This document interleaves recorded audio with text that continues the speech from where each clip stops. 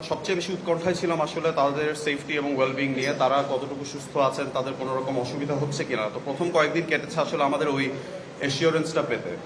তো একটা পর্যায়ে আমরা জানতে পারলাম যে আসলে সোমালিয়ান জলদস্যুরা হয়তোবা মুসলমান কোম্পানি হলে বা বাঙালি কোম্পানিদের সাথে সাধারণত খুব একটা ঝামেলা তারা করে না। এই আশ্বস্তটা আমরা হওয়ার পর থেকেই মোটামুটি আমরা আমাদের যে প্রফেশনাল অর্গানাইজেশনগুলো আছে যারা এই ইস্যুসগুলো নিয়ে কাজ করে, তারা সরাসরি এঙ্গেজড হয়ে গেল এবং এঙ্গেজড হয়ে তারাই আসলে টেক ওভার করেছে যে কিভাবে এই জাহাজটিকে যত দ্রুত সময়ের মধ্যে আমরা ফেরত নিয়ে আসতে পারি।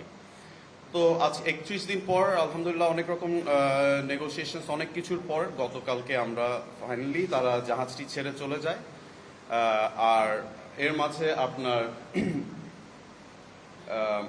আরেকটা বিষয় যে আমরা সরাসরি যে কারণে আসিনি তার কারণটা হচ্ছে দস্যুরা সাধারণত যদি মালিক পক্ষের পরিচয় পায় তখন তারা চেষ্টা করবে যে মালিক পক্ষকেই টার্গেট করে কোনো রকম তারা কোনো রকম আরো বেশি কিছু হাসিল করতে পারে কিনা আমাদের থেকে, এই ধরনের একটা, এবং পুরো জিনিসটা আরো কমপ্লিকেটেড হয়ে যায়। তো যার কারণে আমরা সরাসরি আসিনি, প্রফেশনালরাই এটাকে হ্যান্ডেল করেছে। তো এখন যেহেতু দস্যুমুক্ত হলো, আমরা আসলে প্রত্যেকটা জিনিসই আপনাদেরকে ক্লিয়ার করব।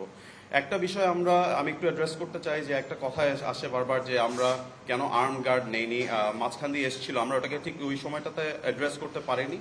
তার একটা মাত্র কারণ হচ্ছে আমরা কিন্তু হাই রিস্ক এরিয়ার অলমোস্ট ডাবল রেঞ্জের বাইরে ছিলাম।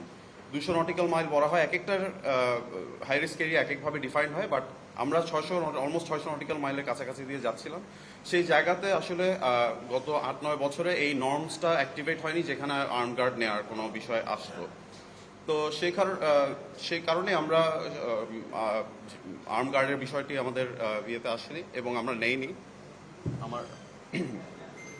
আর আরেকটা ব্যাপার হচ্ছে, দুঃখিত, আমার একটু আবার মাইক্রোফোনের সমস্যা হচ্ছে, ওটা ইস্যু না, ইস্যুটা হচ্ছে কানেকশন।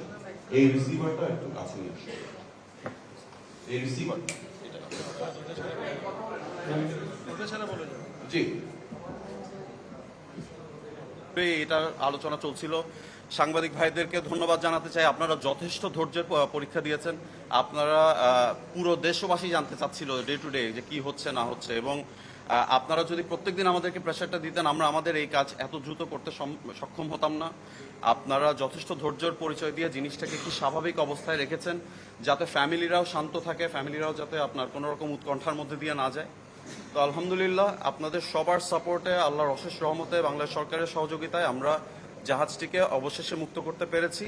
ইনশাল্লাহ 19 তারিখ আশা করছি একটি সংযুক্ত আরব আমিরাতে যাবে। পৌঁছানোর পর তাদের ফর্মালিটিসগুলো শেষ করে 19 বা 20 নাগাদ পৌঁছাবে। কিছু ফর্মালিটিস থাকবে, হয়তোবা 4-5 দিন লাগতে পারে, শেষ করে তারা আইদার জাহাজে ব্যাক করবে অথবা ফ্লাই করে চলে আসবে। এই সিদ্ধান্তে আমরা এখনো যাইনি, এটা ওই সময় অবস্থা পর্যবেক্ষণ করে আমরা সিদ্ধান্তটা নিব। বাট যেটাই ডিসিশন হবে এটা তৎক্ষণাৎ আপনাদেরকে জানিয়ে দেওয়া হবে, এবং বাংলাদেশে আসার পর নিশ্চয়ই আমরা তাদের সাথে বসে আপনাদের সাথেও অবশ্যই একটি কথোপকথন হবে।